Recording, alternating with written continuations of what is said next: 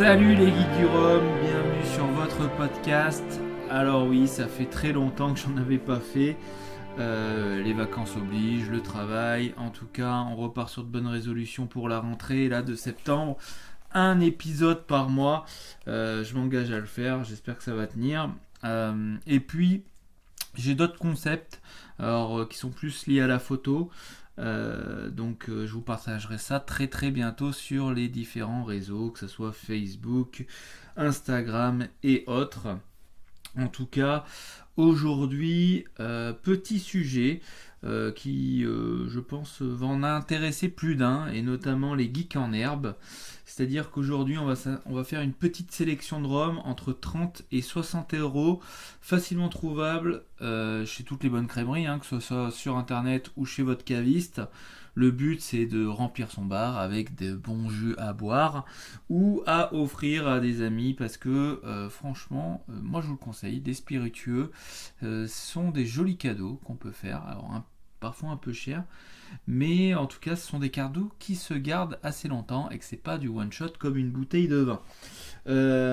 Bon, bien sûr, j'ai un verre qui m'accompagne pour ce podcast. C'est C'était les dernières gouttes du Off-Road numéro 1 de Vagabond Spirit que j'ai fortement apprécié. Et là, voilà, j'ai tué la bouteille pour ce podcast. Voilà, c'est un petit blend, Jamaïque Guadeloupe, avec un finish un peu particulier, un finish en stout, en fût de stout. Donc la stout, c'est une bière très très brune, voire noire, on va dire même. Et moi, c'est plutôt une bière que j'apprécie. Enfin bon, passons au sujet qui nous intéresse aujourd'hui, qui est notre petite sélection entre 30 et 60 euros. Juste petit disclaimer avant de commencer. Ça reste une liste bien sûr subjective, parce qu'elle est faite selon mes goûts, et elle est non exhaustive parce qu'il y en a plein d'autres. Alors, commençons par les blancs. Alors en blanc, entre 30 et 60 euros, franchement, on trouve des choses extrêmement qualitatives et vous allez voir, on va un peu partout. Commençons par les clairins. Les clairins, qui sont des rhums d'Haïti, qui sont très fortement typés et que moi j'apprécie fortement, et notamment ceux de la maison Sajou. Vous pouvez y aller les yeux fermés, ce sont des superbes jus. Il y a d'autres maisons que je vous conseille, il y a Veval, Casimir, Sanson, Le Rocher, etc. Bon, voilà, moi ma préférée, je vais vous le dire, c'est le Sajou. Mais bon. C'est distribué souvent par Vélier. Bon, Vélier, souvent gage de qualité quand même. Et nous sommes entre souvent 45 et 55 euros la bouteille. Ce sont des rhums qui sont sans compromis, plutôt sauvages et expressifs. Les embouteillages sont rarement réduits. Et on est souvent entre 45 et 55 degrés, finalement un peu comme le prix, entre 45 et 55 euros. En tout cas, ce sont des blancs qui vont pas laisser indifférent et qui se dégustent très bien sans accompagnement. Alors excusez-moi, je prends une petite goulée de mon petit Vagabond Spirit Off-Road numéro 1. Ouais, c'est très très bon. J'ai passé des très bons moments avec ce jeu. Deuxième rhum que je peux vous conseiller, rhum blanc, c'est le Longto Constellation. Plus besoin normalement de vous le présenter. Longto, c'est une superbe maison guadeloupéenne qui fait de superbes jus blancs. Et le dernier né, c'est le Longto Constellation. En plus d'avoir un magnifique packaging, franchement la bouteille est vraiment magnifique, un bleu, dans une nuance de bleu avec les constellations gravées dessus. Franchement, c'est très très beau. Et malgré tout, c'est un rhum extrêmement équilibré, un magnifique blanc de cette belle maison pour environ 45 euros. Allez-y, les yeux fermés également. Troisième rhum que je peux vous conseiller en blanc. Et là, pour le coup, on part sur des choses sans trop sans compromis, on va dire. C'est le Savannah Clear Strafe. Donc c'est un brut de Cologne de la maison réunionnaise Savannah. Ce rhum est franchement une bombe aromatique, avec une très belle explosion en bouche. Bon, à ne pas mettre entre toutes les bouches, notamment parce qu'on est quand même à 68,7 degrés, même si moi franchement je les sens très peu parce que c'est tellement bon comme rhum blanc. Mais bon, pour un débutant, je vous le conseille pas tout de suite, mais pour 50 € la bouteille, là vous avez une belle bouteille à mettre dans votre bar. C'était l'un de mes coups de cœur aussi au dernier Rumfest. Franchement, j'avais pris une bonne petite claque avec ce Savannah Clear Strafe. Encore un rhum atypique. Là, on va à Sao Tomé avec le Sao Tomé Damjan 19 de la maison Ferroni. Un rhum très atypique provenant donc de Sao Tomé. C'est une petite île au large du golfe de Guinée. La canne à sucre pour ce rhum a été récoltée à la main. C'est un rhum de pur jus distillé sur place suite à une longue fermentation dans des alambics locaux, la distillation. Il titre l'embouteillage titre à 57 degrés suite à une seconde distillation faite directement par Ferroni. En tout cas, c'est un rhum très atypique. Moi, franchement, c'est un rhum que j'aimerais bien avoir dans le bar. Là, je l'ai pas, mais voilà, c'est quelque chose que j'aurais facilement dans le bar. À offrir, peut-être pas, parce que c'est quand même très particulier.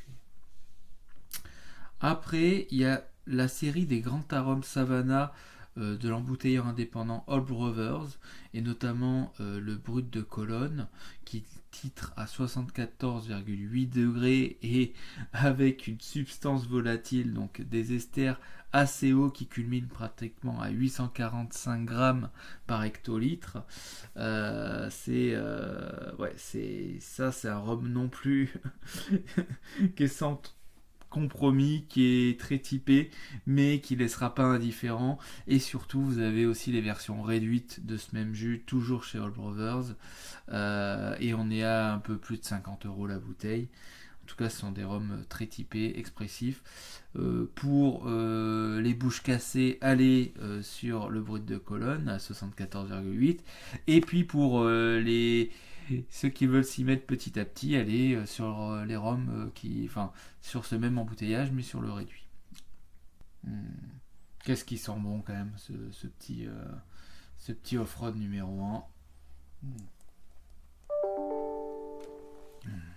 Ah ouais, c'est très très bon. Avant-dernier embouteillage que je peux vous conseiller en blanc, c'est la Perle Brute de chez A1710, qui est une jeune distillerie martiniquaise. Le distillat là non plus n'a pas été réduit avant l'embouteillage. Il est brut d'alambic. Il titre à environ 66 degrés. Il titre à 66 degrés, pardon. Et si vous aimez l'odeur de la truffe, ce rhum, il est fait pour vous. Franchement, c'est quand vous allez ouvrir la bouteille, vous allez faire waouh, mais c'est pas du rhum, c'est de l'huile de truffe. Enfin bon, en tout cas, c'est super bon. C'est plutôt bien fait et c'est dans nos prix, encore une fois. Dernier rhum blanc que je peux vous conseiller et que depuis que je l'ai goûté avec Vincent, j'ai souvent une bouteille dans le bar. J'en ai tombé une il n'y en a pas si longtemps que ça. À tous ceux que j'ai fait goûter, il a fait l'unanimité. C'est le Biel Canne Bio, qui est franchement une valeur sûre. C'est du velours en bouche, c'est très agréable. Et perso, voilà, j'ai adoré. Comme je vous ai dit, j'en ai souvent une dans le bar maintenant depuis que je l'ai goûté avec ça. J'en ai tombé une.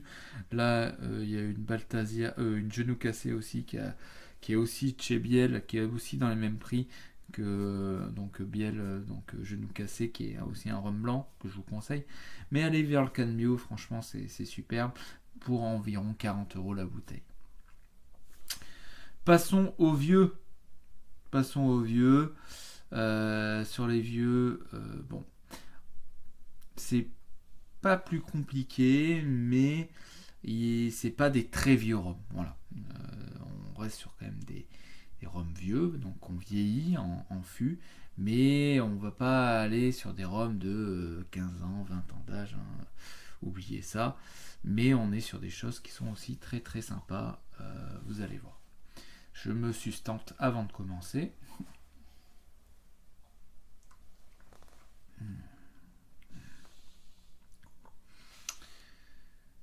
Premier rhum que je vous conseille dans les vieux. Le Clément 5 ans chauffe extrême qui titre à 42,3 degrés. Là, on est sur une quille qui est entre 50 et 55 euros. Moi, j'aime beaucoup ces Clément avec des chauffes extrêmes, c'est-à-dire les chauffes extrêmes, c'est le fût qui a bénéficié de cette chauffe. J'avais beaucoup aimé le Alligator, le chauffe extrême aussi, je l'ai bien aimé. En tout cas, j'aime bien ces profils Clément avec qu'on vieillit plutôt peu longtemps, hein, là on est sur 5 ans, mais qu'on bénéficié voilà, de cette chauffe extrême du fût, donc avec un côté torréfié assez présent, des épices et du boisé. Franchement, allez-y les yeux fermés, c'est vraiment top. En tout cas, Clément, très belle maison martiniquaise, et vous êtes sur un rhum AOC Martinique, hein, pour un prix plutôt sympathique. Comment ne pas parler de cela maintenant? Les Naissons profil 105 et 107 non bio. On va être aux alentours de 50 euros la bouteille. Franchement, ce sont des magnifiques profils d'ESB avec donc des vieillissements très courts, hein, qui sont d'environ 1 an. ESB égale élevé sous bois. Donc ce sont des ESB confectionnés par la maison Naisson. Ils sont extrêmement élégants, ronds, pâtissiers. Et restez à l'écoute du podcast. Je pense que pour la prochaine dégustation pêle-mêle, je vous lirai les dégustations du profil 105 et 107. Et j'ai notamment la 107 dans mon bar. Voilà, ce sont des rhums que j'apprécie beaucoup. Autre rhum, et là on part sur quelque chose de totalement différent. On va sur le Plantation XO. Là on est sur une 30aine d'euros l'acquis. On est sur un rhum de mélasse de la Barbade qui a été quand même pas mal édulcoré quand même par la maison Plantation, mais qui permet de faire des transitions assez faciles vers des rhums moins sucrés, et surtout de faire la transition rhum, puis après vers des rhums plus typiques, plus typés en tout cas. En tout cas, c'est un rhum, moi, dans mes débuts, qui m'a beaucoup plu, et pour une 30aine d'euros, allez-y, je pense que même à offrir, les gens apprécieront. Autre rhum glouglou, mais pour le coup moins édulcoré, ou pas du tout édulcoré pour le coup, c'est le Chalang Bay Double Barrel French Oak ex Armagnac pour une 50aine d'euros. Là vous avez un rhum ambré pur jus de canne, produit en Thaïlande par des Français qui vivent à Phuket, enfin qui vivent, où la distillerie elle est sur l'île de Phuket en tout cas. C'est un rhum qui a eu un double vieillissement, donc Armagnac et chêne français pendant 18 mois. C'est un rhum extrêmement glouglou, fruité, du haut de ses 47 degrés. Franchement, c'est une bouteille qui se boit très vite et qui se vide très vite en soirée, mais qui est franchement très qualitative, moi je trouve. Là, on part sur quelque chose de beaucoup plus typé. Vous allez comprendre pourquoi. C'est le Hamden El Rock de Younger. C'est un produit typique de la Jamaïque, avec des fruits bien maturés, avec beaucoup d'arômes. Je pense qu'on peut la trouver à un peu moins de 60 euros. Et c'est une belle initiation au terroir jamaïcain, je trouve. Encore une belle initiation, mais là, pour le terroir barbadien, c'est le Dorlis 12 ans, pour une 50aine d'euros. C'est un blend de rhum distillé chez Foursquare. Donc j'espère que vous n'avez pas oublié ce qui est la spécialité des rhums Foursquare. Ou sinon, je vous je vous oblige, enfin je peux pas vous obliger, mais allez écouter le podcast sur Foursquare. Je pense que vous apprendrez des choses. En tout cas, c'est un blend de rhum de Cologne et de pot still. C'est bon, c'est pas trafiqué et c'est un bon début pour s'initier un peu au rhum barbadien, et puis peut-être aller après sur des Foursquare qui sont maintenant un peu plus chers. Avant, ça se trouvait quand même, avant les embouteillages Foursquare, on était aux alentours de 70-80 euros, même moins cher pour certains. Aujourd'hui, malheureusement, Foursquare, on est toujours au-dessus de 100 euros. Donc voilà, dans les 12 ans, allez-y.